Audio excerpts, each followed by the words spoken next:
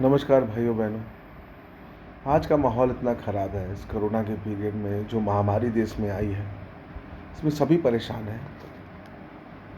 सब भटक रहे हैं इधर से उधर। कहीं कोई ऐसा नहीं है इस पूरे भारत में जो इस बीमारी महामारी से परेशान नहीं है। या तो कुछ उसके घर में इस महामारी को लेके प्रकोप है, या वो अपने किसी अन्य भाई दोस्त रिश्तेदार किसी को लेके, किसी जानकारी को लेके। कोई ऐसा नहीं है जो इस महामारी में खुशी से है या खुशी से जीवन व्यतीत कर रहा है। कहने पे भी आँख गला दोनों भर आ रही है। बहुत अपनों को खोया है इस महामारी में हमने। हमारे बहुत अपने इस महामारी में गए हैं।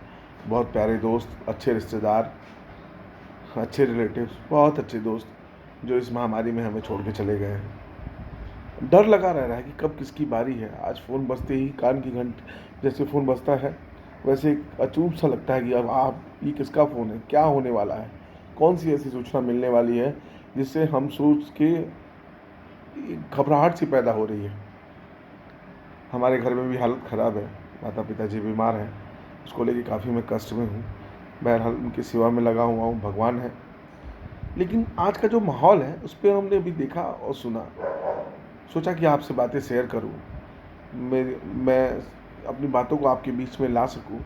मैं पेशे से पत्रकार हूँ और बहुत लोगों की मदद करता रहता हूँ। मैं करता नहीं कि ऐसा नहीं कि मैं बहुत अच्छा काम और नेक काम के लिए करता हूँ, लेकिन जिस ज़रूरतमंद जो मुझे फ़ोन करते हैं, अपनी पूरी जान लगा देता हूँ कि उसकी जान किस तरह से बचाई जाए, उसको किसी तरह से बेड दिलवाया जाए, है हॉस्पिटल एडमिट कराया जाए, एम्बुलेंस दिलाया जाए, या जो रेमडेसिविर सुई है उसको इंजेक्शन को दिलाया जाए, ऑक्सीजन की व्यवस्था कराया जाए। बहुत सारे लोग हैं जिनके लिए हमने ये किया है, और एक अच्छा महसूस होता है करने के बाद। अगर आपकी करने से किसी की ज़िंदगी बच जाती है तो बहुत ही अच्छा अनुभव होता है। अब मैं देख रहा हूँ जो समाज में आज हालत है कि हम किस तरह के गिद्ध हैं, हम किसको नोच रहे हैं। हम आज समाज के वो गिद्ध बने बैठे हैं कि एक गिद्ध भी है जिसका वो मरने के बाद लाशों को खाता है। हम तो जिंदा आदमियों को खा रहे हैं। बहुत बड़ी बात है, सोचने का विषय है। हम लोग भले ही नेता मंत्री सांसद विधायक सरकार को गाली देते हैं, गाली दे भी रहे हैं, लेकिन आखिर अल्टीमेटली वो कर कौन रहा है। वो जो इंजेक्शन के जो इंजेक्शन 1700 1800 2000 के आते हैं, वो 30 हज़ार 40 हज़ार में बिक रहे हैं। वो बेच कौन रहा है? वो हम बेच रहे हैं। हम अपनी तिजोरियां भरने के लिए बेच रहे हैं।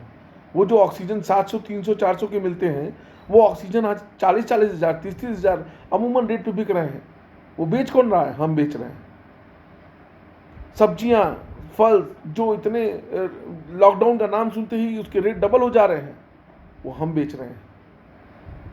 यहाँ तक कि हम जब अपनों के लाश जलाने जा रहे हैं और उसमें लकड़ियों के दाम जो पर क्विंटल 700-800 रुपये बढ़ गए, बिना कहे रेटों उसके रेट बढ़ गए। जिस गंगा घाट पे रोज़ 6-7 लाशें जल रही होती हैं, अमूमन रोज़ 6-7 लाशें ही जलती हैं, आज वहाँ 150-200 लाशें जल रही हैं। या कर कौन रहा है? हम कर रहे हैं। हम कर रहे हैं।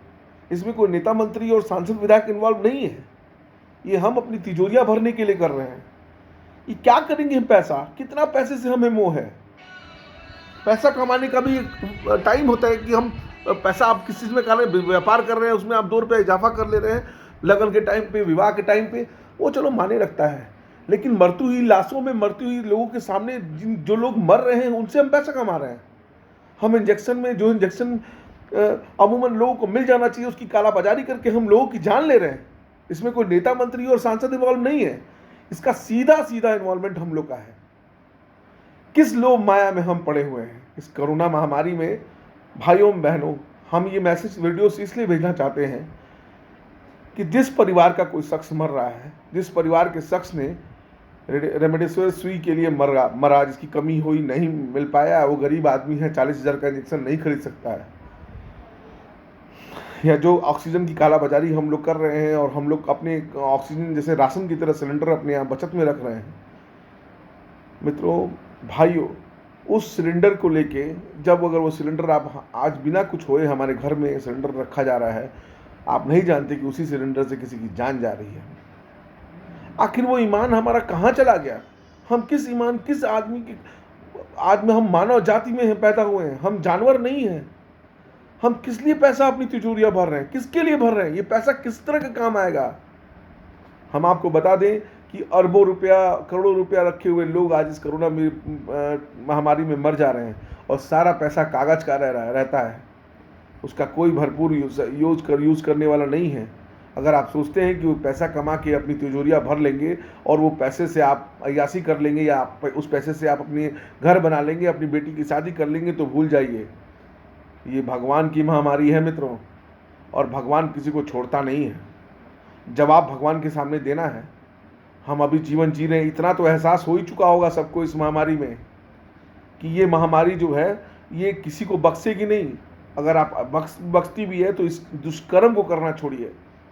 हम अगर सही रेट में सब चीज़ें अवेलेबल कराना शुरू कर दें, अगर हम काला बाजारी बंद कर दें, दलाली बंद कर दें, और ये जो इंजेक्शन का दाम बढ़ा के बेच रहे हैं उसकी बीच की जो कटिंग है वो करना छोड़ दें, कितने गरीबों की जान बचेगी, कितने लोगों को आसानी से इंजेक्शन मिलेगा, ऑक्सीजन मिलेगा, कितने लोग बेड पे पहुंचेंगे। एम्बुलेंस, हमें अभी लखनऊ में मैं रहता हूँ, एम्बुलेंस की हालत वो है, सरकार एम्बुलेंस चला रही थी कि सरकार की हम गालियाँ देते हैं, सरकार को हमारा आदत पड़ चुकी है कि हमें कोई भी दिक्कत होती है तो हम सरकार को, एमपी को, एमएलए को, सबको गाली देते हैं। लेकिन आखिर हम अपनी आत्मा से पूछते हैं कि वो एम्बुलेंस जो इंदिरा नगर से भैंसाकुंड ले जाना है या इंदिरा नगर से बलरामपुर हॉस्पिटल ले जाना है, उसका 35,000 रुपये मांगता है। शर्म आती है, शर्म।